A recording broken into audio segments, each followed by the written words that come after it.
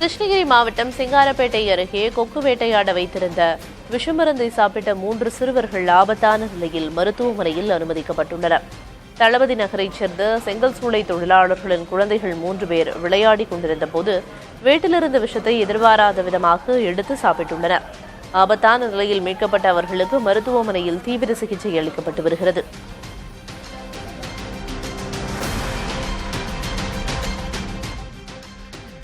மதுரை அலங்காநல்லூர் அருகே வீட்டின் பூட்டை உடைத்து 81 சவரன் நகைகள் மற்றும் 5 லட்சம் ரூபாய் மதிப்பிலான அமெரிக்க டாலர்களை மர்ம நபர்கள் கொள்ளையடித்து சென்றுள்ளனர். பொதும்பு வானவல் சிட்டி பகுதியைச் சேர்ந்த சதீஷ் என்பவர் வெளிநாட்டில் வேலை பார்த்து வரும் நிலையில் அவரது மனைவி ரெனோ சுற்றுலா சென்றுவிட்டு வீடு திரும்பிய போது இந்த கொள்ளை சம்பவம் நடந்தது தெரியவந்துள்ளது. கொள்ளையர்கள் தடயத்தை மறைக்க சிசிடிவி ஹார்ட் டிஸ்கை திருடிச் சென்றுள்ளனர். மேலும் அருகில் இருந்த மற்றொரு வீட்டில் வெள்ளிப் பொருட்களையும் கொள்ளையடித்துள்ளனர். ஒட்டன்சத்திரம் மார்க்கெட்டில் வரத்து அதிகரிப்பால் மாங்காய் விலை கிலோ 7 ரூபாயாக குறைந்தது. கடந்த மாதம் 1 கிலோ மாங்காய் 45 ரூபாய்க்கு விற்பனை செய்யப்பட்ட நிலையில் தற்போது சீசன் தொடங்கியுள்ளது. சந்தைகளில் மாங்காய் வரத்து அதிகரித்து அதன் விலை சரிந்திருப்பதால் விவசாயிகள் கவலையடைந்துள்ளனர். இதனிடையே வரத்து அதிகரிப்பால் வெண்டைக்காய் விலை கிலோ 19 ரூபாயிலிருந்து 5 ரூபாயாக குறைந்தது. நீலகிரி மாவட்டம் உதகையில் கோடை விழாவின் ஒரு பகுதியாக படகு இல்ல ஏரியில் படகு போட்டி நடைபெற்றது.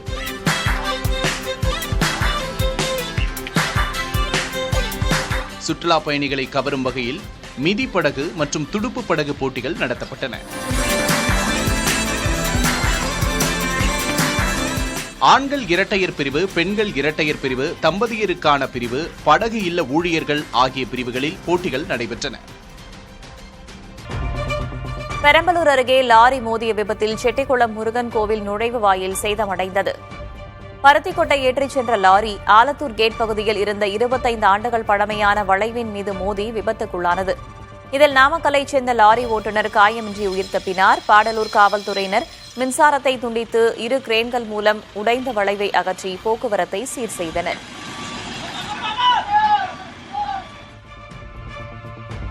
கேரள மாநிலம் திருவனந்தபுரத்தில் அமலாக்கத்துறை அதிகாரிகளின் வாகனங்கள் மீது தாக்குதல் நடத்திய சம்பவம் தொடர்பாக இதுவரை 8 பேர் கைது செய்யப்பட்டுள்ளனர். மேலும் சிலர் தலைமறைவாக உள்ள நிலையில் அவர்களை போலீசார் தீவிரமாக தேடி வருகின்றனர். தாக்குதலில் தொடர்புடையவர்களை கைது செய்வதில் தாமதம் ஏற்பட்டதாக காவல்துறை மீது விமர்சனங்களும் எழுந்துள்ளன. வீணா விஜயனுக்கு சொந்தமான நிறுவனம் முறைகேடான பண பரிமாற்றத்தில் ஈடுபட்டதாக கூறி அமலாக்கத்துறை அதிகாரிகள் 12 இடங்களில் சோதனை நடத்தினர். திருவனந்தபுரத்தில் முன்னாள் முதல்வர் பினராயி விஜயன் வசிக்கும் வாடகை வீட்டில் சோதனை முடிந்து அதிகாரிகள் புறப்பட்டபோது அவர்கள் வந்த 2 கார்கள் மீது கற்கள் மற்றும் செங்கற்கள் வீசி தாக்குதல் நடத்தப்பட்டது. தன்னை நம்பி சட்டமன்ற உறுப்பினராக தேர்வு செய்த தொகுதி மக்களுக்கு தன் கடமையை முழுவதுமாக செய்வேன் என்று அதிமுக முன்னாள் அமைச்சர் சி வி சண்முகம் தெரிவித்துள்ளார். அதிமுக தலைமை மீது சில நாட்களாக அதிருப்தியில் இருந்த வேலுமணி உள்ளிட்டோர் மீண்டும் கே பழனிசாமியுடன் இணைந்த நிலையில் சி வி சண்முகம், விஜயபாஸ்கர் தொடர்ந்து அதிருப்தியில் இருப்பதாக கூறப்படுகிறது. இதுவரை கே பழனிசாமியை சி வி சண்முகம் சந்திக்காத நிலையில் அவர் எம்எல்ஏ பதவியை ராஜினாமா செய்ய உள்ளதாக தகவல்கள் பரவி வருகின்றன. இந்நிலையில் மயிலம் தொகுதி வாக்காளர்களை சந்தித்து நன்றி தெரிவித்த சி வி சண்முகம் தனது கடமையை முழுமையாக செய்வேன் என்று உறுதியளித்துள்ளார். உங்களுக்காக என்னை நம்பி என்னை சட்டமன்ற உறுப்பினராக தேர்ந்தெடுத்த உங்களுக்கு என்னுடைய கடமையை முழுமையாக நான் உங்களுக்கு செய்வேன். உங்களுக்காக என்றென்றும் நான் உழைப்பதற்கு கடமைப்பட்டிருக்கிறேன். நான் தேர்தலில் சொன்னதை போல உங்களுக்கு தேவையானதை எதுவாக இருந்தாலும் என்னிடம் தயங்காமல் யோசிக்காமல் சொல்லுங்கள். என்னால் என் சக்திக்கு முடிந்த அனைத்து உதவிகளும் கண்டிப்பாக நான் செய்வதற்கு தயாராக இருக்கிறேன். சென்னையில் கடந்த 13 நாட்களில் 7வது முறையாக பெட்ரோல் டீசல் விலை உயர்த்தப்பட்டுள்ளது. இன்று பெட்ரோல் விலை லிட்டருக்கு 24 காசுகள் உயர்ந்து 108.01 ரூபாயாகவும், டீசல் விலை 23 காசுகள் உயர்ந்து லிட்டருக்கு 99.78 ரூபாயாகவும் அதிகரித்துள்ளது. இந்த தொடர் விலை உயர்வால் பொதுமக்களும் வியாபாரிகளும் ஆட்டோ மற்றும் டாக்ஸி ஓட்டுநர்களும் கடும் அதிர்ச்சியும் அதிருப்தியும் அடைந்துள்ளனர். கடந்த 15 நாட்களில் பெட்ரோல் டீசல் விலை தலா 8 ரூபாய்க்கு மேல் அதிகரித்திருப்பது குறிப்பிடத்தக்கது.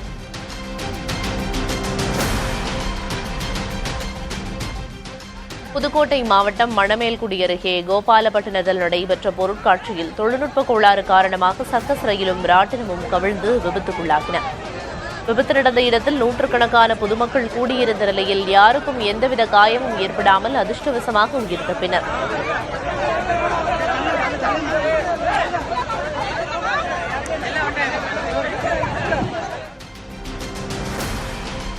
திண்டுக்கல் மாவட்டம் ஒட்டன்சத்திரம் அருகே நெடுஞ்சாலை வெள்ளத்தில் சிக்கிய ஆம்புலன்ஸ் பழுதானது. ஒட்டன்சத்திரம் தாராபுரம் தேசிய நெடுஞ்சாலையில் தங்கச்சி அம்மாப்பட்டி காய்கறி சந்தை எதிரே தனிநபர் ஒருவர் வடிகால் வாய்க்காலை மூடியதாக தெரிகிறது. இதனால் தேசிய நெடுஞ்சாலையில் மழைநீர் தேங்கியது. இதில் சிக்கி நோயாளியை ஏற்றி வந்த தனியார் ஆம்புலன்ஸ் பழுதானது. இதனை கண்ட பொதுமக்கள் ஆம்புலன்ஸை தள்ளி வெள்ளத்திலிருந்து மீட்டனர். நெடுஞ்சாலை வாய்க்காலை அடைத்த நபர் மீது கடும் நடவடிக்கை எடுக்க வேண்டும் எனவும் வலியுறுத்தியுள்ளனர்.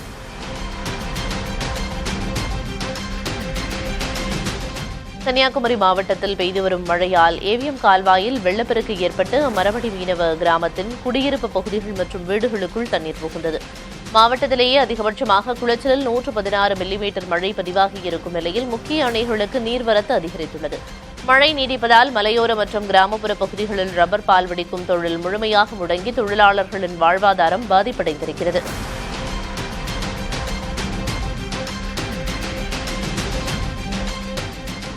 தமிழகத்தில் கத்திரி வெயில் காலம் நேற்றுடன் முடிவடைந்தது. கடைசி நாளில் 16 மாவட்டங்களில் வெயில் 100 டிகிரி ஃபாரன்ஹீட் வெப்பத்தை கடந்து பதிவானது.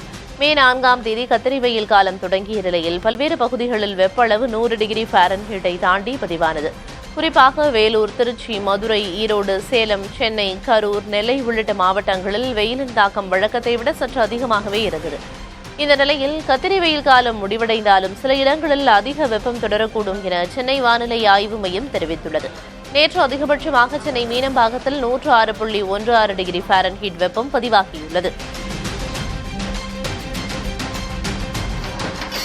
திருவாரூர் அருகே கண்ணாயிரநாதசுவாமி மற்றும் ஆதிவிடங்க தியாகராஜ சுவாமி கோயிலில் வைகாசி விசாக தேரோட்ட விழா கோலாகலமாக நடைபெற்றது.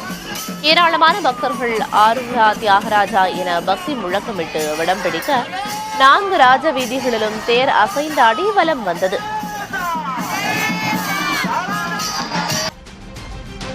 புதுக்கோட்டை மாவட்டம் சத்தியமங்கலம் அருகே மின்மாற்றியை உடைத்து காப்பர் வயர்கள் திருடப்பட்டதால் மின்சாரமின்றி 50 ஏக்கருக்கும் மேற்பட்ட நிலங்கள் வறண்டு போவதாக விவசாயிகள் வேதனை தெரிவித்துள்ளனர்.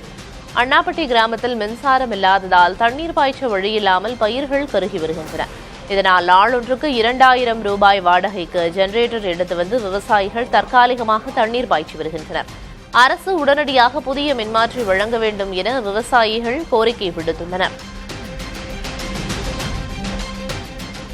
திருவள்ளூர் அருகே தலைமை காவலர் ஓட்டிச் சென்ற கார் மோதி 5.5 வயது சிறுமி பரிதாபமாக உயிரிழந்தார். திருநின்றவூரைச் சேர்ந்த ரம்யா என்பவர் தனது மகள் மற்றும் சக ஊழியரோடு இருசக்கர வாகனத்தில் சென்றபோது சென்னை திருப்பதி புறவழிச்சாலையில் சிறுமி வாந்தி எடுத்ததால் ஓரமாக நிறுத்தியுள்ளனர். அப்போது செவ்வாப்பேட்டை தலைமை காவலர் விக்ரமன் ஓட்டி வந்த கார் நிலை தடுமாறி அவர்கள் மீது மோதியதில் சிறுமி சம்பவ இடத்திலேயே உயிரிழந்தார். இந்த விபத்தில் படுகாயமடைந்த ஒருவர் மருத்துவமனையில் அனுமதிக்கப்பட்டுள்ளார். நாமக்கல்லில் டாஸ்மாக் ஊழியர்களின் போராட்டம் காரணமாக அலுவலர்களை கொண்டு 4 கடைகள் மட்டும் திறக்கப்பட்ட நிலையில் கூட்டம் அலைமோதியது. பணி நிரந்தரம் உள்ளிட்ட பல்வேறு கோரிக்கைகளை வலியுறுத்தி நாமக்கல்லில் டாஸ்மாக் ஊழியர்கள் கடைகளை அடைத்து போராட்டத்தில் ஈடுபட்டுள்ளனர். இதனால் அரசுக்கு சுமார் 12 கோடி ரூபாய் வருவாய் இழப்பு ஏற்பட்டுள்ள நிலையில் அலுவலர்களை கொண்டு 4 முக்கிய கடைகள் திறக்கப்பட்டு ஒருவருக்கு 1 பாட்டில் வீதம் மது விற்பனை செய்யப்பட்டது. இதனால் டாஸ்மாக் கடைகளுக்கு முன்பாக கூட்டம் அலைமோதியது. இச்சூழ்நிலையில் ஊழியர்களின் தொடர் போராட்ட எதிரொலியாக நாமக்கல் மாவட்ட டாஸ்மாக் மேலாளர் தற்போது காத்திருப்பு பட்டியலுக்கு மாற்றப்பட்டுள்ளார். மேகதாதுவில் அணை கட்டும் திட்டத்திற்கு தடை விதிக்க கோரி தேசிய பசுமை தீர்ப்பாயத்தில் தமிழ்நாடு அரசு மனு தாக்கல் செய்துள்ளது. டெல்லி சென்ற தமிழக முதல்வர் விஜய் பிரதமரை சந்தித்தபோது மேகதாது அணைக்கு மத்திய அரசு அனுமதி வழங்கக்கூடாது என்று வலியுறுத்தியிருந்தார். இதனைத் தொடர்ந்து துறை சார்ந்த வல்லுநர்களுடன் முதல்வர் நடத்திய ஆலோசனையின் அடிப்படையில் இந்த நடவடிக்கை எடுக்கப்பட்டுள்ளது. தமிழ்நாடு அரசு தனது மனுவில் சுற்றுச்சூழல் விதிகளை மீறும் இத்திட்டத்திற்கு மத்திய அமைச்சகம் அனுமதி தரக்கூடாது எனவும் கோரியுள்ளது. மேலும் அணை திட்டத்திற்காக லட்சக்கணக்கான மரங்கள் வெட்டப்படுவதால் வன வளங்கள் கடுமையாக பாதிக்கப்படும் என்பதால் கர்நாடக அரசின் திட்டத்திற்கு முற்றிலுமாக தடை விதிக்க வேண்டும் என்று வலியுறுத்தப்பட்டுள்ளது. மேகதாது அணையை கட்டியே தீருவோம் என்று கர்நாடக துணை முதல்வர் டி.கே. சிவக்குமார் பேசி வரும் நிலையில் தமிழக அரசின் இந்த சட்ட போராட்டம் முக்கியத்துவம் பெறுகிறது.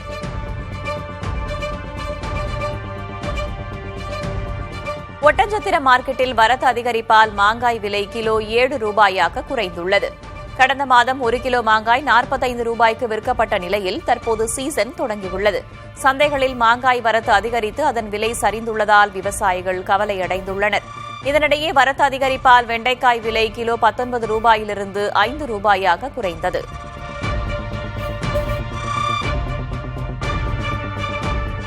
அதிமுக பொதுச் செயலர் எடப்பாடி கே. பழனிசாமி சென்னை ராயப்பேட்டையில் புதிய வீட்டில் குடியேறியுள்ளார். சென்னை பசுமை வழிச்சாலையில் அரசு பங்களாவில் கடந்த 2011ஆம் ஆண்டு முதல் சுமார் 15 ஆண்டுகளாக வசித்து வந்தார். அமைச்சராக, முதல்வராக மற்றும் எதிர்க்கட்சித் தலைவராக இருந்த காலத்தில் அவர் அங்கு வசித்து வந்தார். தற்போது நடந்து முடிந்த 2026 சட்டமன்ற தேர்தலில் எதிர்க்கட்சித் தலைவர் அந்தஸ்தை இழந்ததை தொடர்ந்து அவர் அங்கிருந்து வெளியேறினார். இந்நிலையில் இன்று முகூர்த்த நாள் என்பதால் ராயப்பேட்டை தெய்வசிகாமணி தெருவில் உள்ள புதிய வீட்டில் எடப்பாடி பழனிசாமி குடும்பத்தினருடன் பால் காய்ச்சி குடியேறினார். அதிமுக தலைமை அலுவலகம் ராயப்பேட்டை அவை சண்முகம் சாலையில் அமைந்திருப்பது குறிப்பிடத்தக்கது. அதிமுகவில் நீடிக்கிறீர்களா என்ற கேள்விக்கு முன்னாள் அமைச்சர் சி. விஜயபாஸ்கர் தொடர்ந்து பதிலளிக்க மறுத்து வருகிறார். திருச்சி விமான நிலையத்தில் அதிமுக தலைமையை இதுவரை சந்திக்காதது ஏன் என்ற செய்தியாளர்களின் கேள்விக்கும் அவர் பதிலளித்துள்ளார். அதிமுக தலைமையை சந்திக்காம இருக்கிறதா சொல்லப்படுது. எனக்கு திருமண நிகழ்ச்சி இருக்கு, நேற்றும் திருமண நிகழ்ச்சி இருந்தது, இன்னைக்கு 40 கல்யாணம் இருக்கு, கும்பாபிஷேகம் இருக்கு. எப்போதுமே தொகுதியில் எதையும் மிஸ் பண்ண மாட்டேன். கண்டினியூஸா போகணும். நைட்டு சென்னைக்கு போயிட்டு வந்திருக்கீங்க, ஆனா அங்க ஒரு ரிசப்ஷன் இருந்தது. அங்க ரிசப்ஷன் நேற்றும் இன்றைக்கும் நல்ல முகூர்த்த நாள்.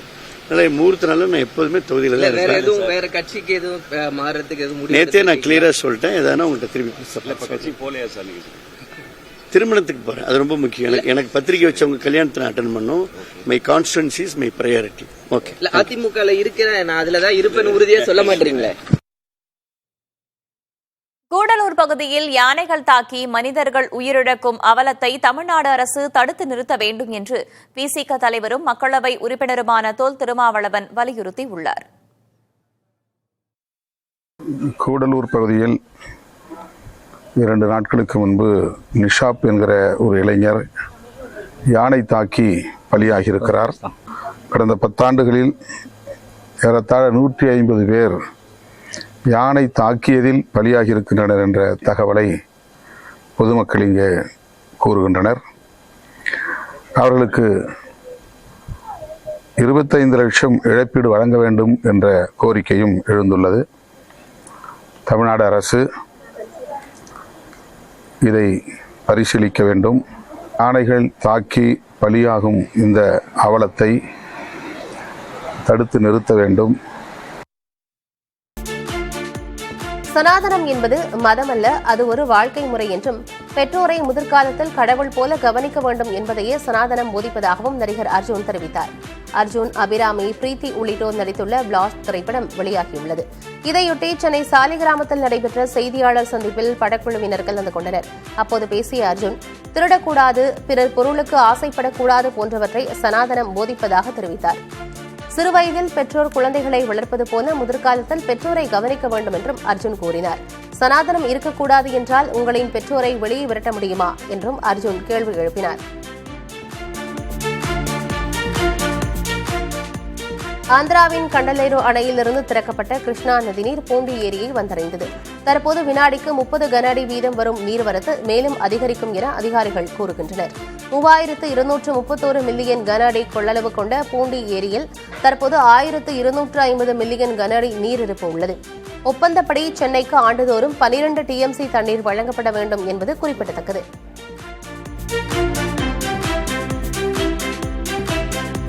கோடை வெயில் காரணமாக திருவாரூர் மாவட்டத்தில் ஆங்காங்கே குடிநீர் தட்டுப்பாடு நிலவி வரும் சூழலில் மன்னார்குடி திருவாரூர் சாலையில் உள்ள ஐயர் சமாதி அருகே கொள்ளிடம் கூட்டு குடிநீர் குழாயில் உடைப்பு ஏற்பட்டது.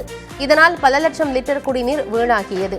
இதுகுறித்து அதிகாரிகளிடம் கேட்டபோது நேரில் ஆய்வு செய்து சரி செய்யப்படும் என கூறினர்.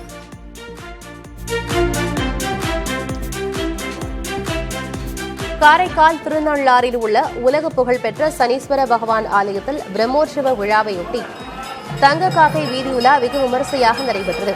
சனீஸ்வர பகவான் சிறப்பு அலங்காரத்துடன் தங்க காக்கை வாகனத்தில் எழுந்தருளி வீதியுலா வந்தார்.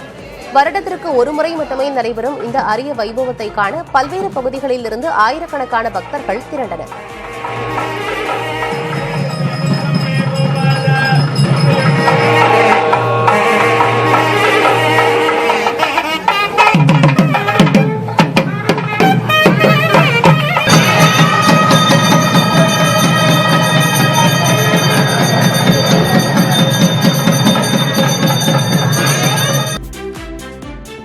பொது இடங்களில் மாடுகளை பலியிடக்கூடாது என்ற உச்சநீதிமன்ற தீர்ப்புக்கு அமைச்சர் வன்னியரசு கண்டனம் தெரிவித்துள்ளார்.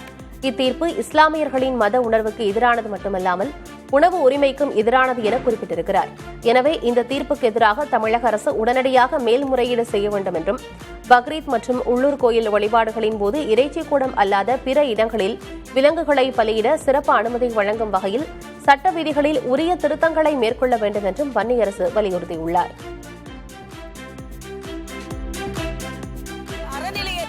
தொழில்துறை அமைச்சர் ரீல்ஸ் மூலம் முதலீடுகளை ஈர்க்க முயற்சிப்பதாக பாஜக மூத்த தலைவர் தமிழிசை சவுந்தரராஜன் விமர்சித்திருக்கிறார். முன்னதாக அவர் திருவண்ணாமலை வடக்கு மாவட்ட பாஜகவின் ஆலோசனைக் கூட்டத்தில் சிறப்பு விருந்தினராக பங்கேற்றார்.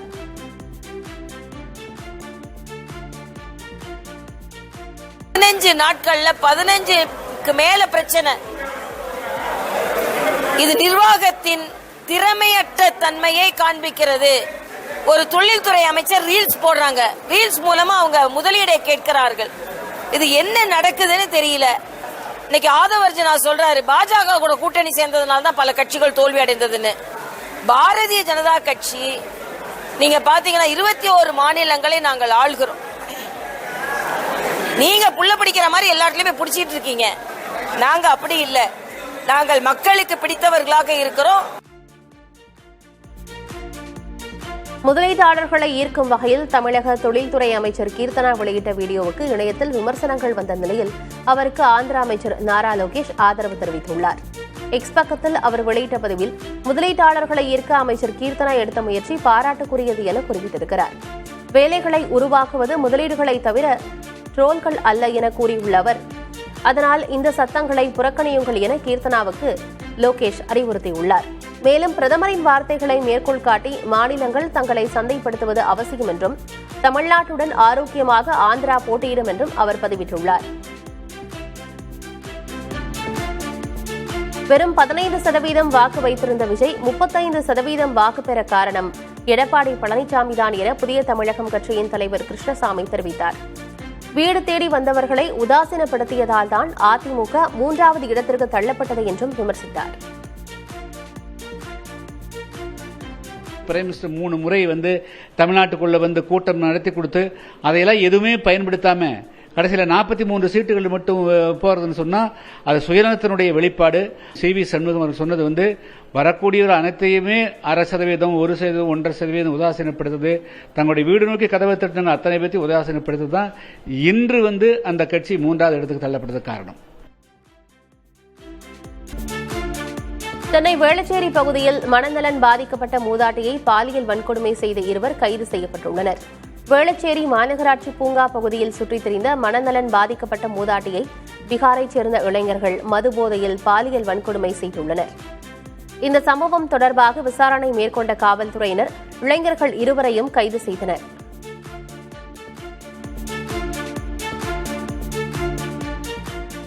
மதுரை மாவட்டத்தில் 11 கல்குவாரிகளை தற்காலிகமாக மூட மாவட்ட நிர்வாகம் உத்தரவிட்டுள்ளது. இயற்கை வளங்கள் துறை அமைச்சர் பிரபுவின் உத்தரவுப்படி மதுரை மாவட்ட கல்குவாரிகளில் அதிகாரிகள் ஆய்வு மேற்கொண்டனர். இதன் தொடர்ச்சியாக உலக்காணி, சின்ன உலக்காணி, அச்சங்குளம் உள்ளிட்ட கிராமங்களில் செயல்பட்டு வரும் 11 கல்குவாரிகளை தற்காலிகமாக மூட மாவட்ட நிர்வாகம் உத்தரவிட்டுள்ளது. பல்வேறு விதிமீறல்கள் கண்டறியப்பட்டுள்ளதால் இந்த உத்தரவு பிறப்பிக்கப்பட்டுள்ளதாக அதிகாரிகள் கூறுகின்றனர். கிருஷ்ணகிரியில் விதிகளை மீறி செயல்பட்ட 7 குவாரிகளுக்கு சீல் வைக்கப்பட்டுள்ளது. கனிமவளத்துறை உதவி இயக்குநர் இளங்கோ தலைமையில் நடத்தப்பட்ட சோதனையில் சட்டவிரோதமாக செயல்பட்ட 5 சாதாரண கல்குவாரிகள் மற்றும் 2 கிரானைட் குவாரிகளுக்கு அதிகாரிகள் சீல் வைத்துள்ளனர். மேலும் கடத்தலுக்கு பயன்படுத்தப்பட்ட டிப்பர் லாரி, JCB, டிராக்டர் போன்ற வாகனங்கள் பறிமுதல் செய்யப்பட்டன.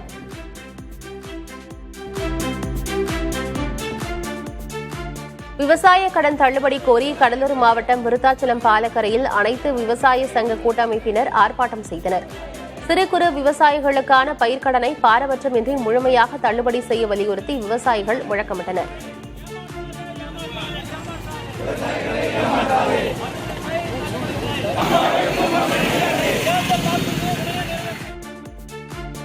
திருப்பத்தூர் மாவட்டம் ஆம்பூர், ஆலங்குப்பம், விண்ணமங்கலம், பெரியாங்குப்பம், சோலூர், தேவலாபுரம் உள்ளிட்ட பகுதிகளில் பலத்த காற்றுடன் மழை பெய்தது. வெயிலின் தாக்கம் காணப்பட்ட நிலையில் திடீரென பெய்த பலத்த மழையால் வெப்பம் தணிந்து குளிர்ச்சியான சூழல் நிலவியது.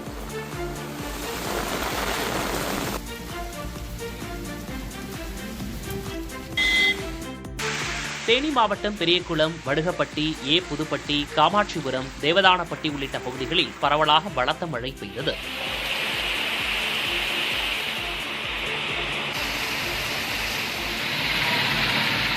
வெயிலின் தாக்கம் அதிகரித்து காணப்பட்ட நிலையில் திடீரென பெய்த பலத்த மழையால் வெப்பம் தணிந்தது.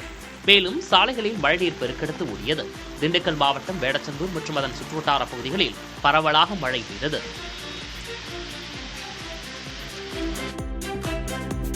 மதுரை அலங்காநல்லூரில் ஒரே நாளில் 15 பேரை வெறிநாய் கடித்து குதறிய நிலையில் தடுப்பூசிக்கு ஏற்பட்டுள்ள தட்டுப்பாடு பாதிக்கப்பட்டோரிடம் அதிர்ச்சியை ஏற்படுத்தியுள்ளது. அலங்காநல்லூர் பேருந்து நிலையம் மற்றும் வாடிவாசல் பகுதிகளில் சுற்றித் திரிந்த வெறிநாய் அந்த பகுதியைச் சேர்ந்த பெண்கள், இளைஞர்கள், மூதாட்டி என ஒரே நாளில் 15 பேரை கடித்து குதறியது. நாய்க்கடிக்கு ஆளானவர்கள் உடனடியாக அலங்காநல்லூர் ஆரம்ப சுகாதார நிலையத்திற்கு சிகிச்சை பெற சென்றனர். ஆனால் அங்கு அவர்கள் நீண்ட நேரம் காத்திருந்தும் நாய்க்கடி தடுப்பூசிக்கு பதில் டிடி ஊசி மட்டுமே போடப்பட்டு மதுரை அரசு மருத்துவமனைக்கு செல்ல அறிவுறுத்தப்பட்டனர். இதனால் செய்வதறியாது தவித்த மூதாட்டி கதறி அழுத காட்சிகள் காண்போரை கண்கலங்க வைத்தது.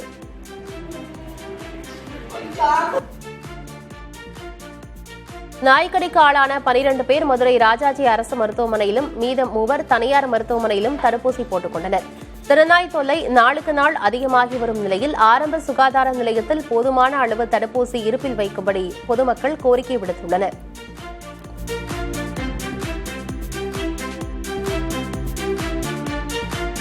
ராமநாதபுரம் மாவட்டம் ராமேஸ்வரத்தில் பன்றி கடித்து 5 வயது சிறுவன் காயமடைந்துள்ளார். மாந்தோப்பு பகுதியைச் சேர்ந்த சிறுவன் வீட்டில் அருகே விளையாடிக் கொண்டிருந்த போது இந்த சம்பவம் நடந்திருக்கிறது. காயமடைந்த அவர் அரசு மருத்துவமனையில் அனுமதிக்கப்பட்டுள்ளார். ராமேஸ்வரம் நகர் பகுதியில் பன்றிகள் சுற்றித் திரிவதாகவும் அவை கடித்து ஒரே மாதத்தில் 3 வளர்ப்பு நாய்கள் உயிரிழந்திருப்பதாகவும் அப்பகுதி மக்கள் தெரிவித்துள்ளனர். பன்றிகளை அகற்ற உடனடியாக நடவடிக்கை எடுக்க வேண்டுமென நகராட்சி நிர்வாகத்தை வலியுறுத்தியுள்ளனர்.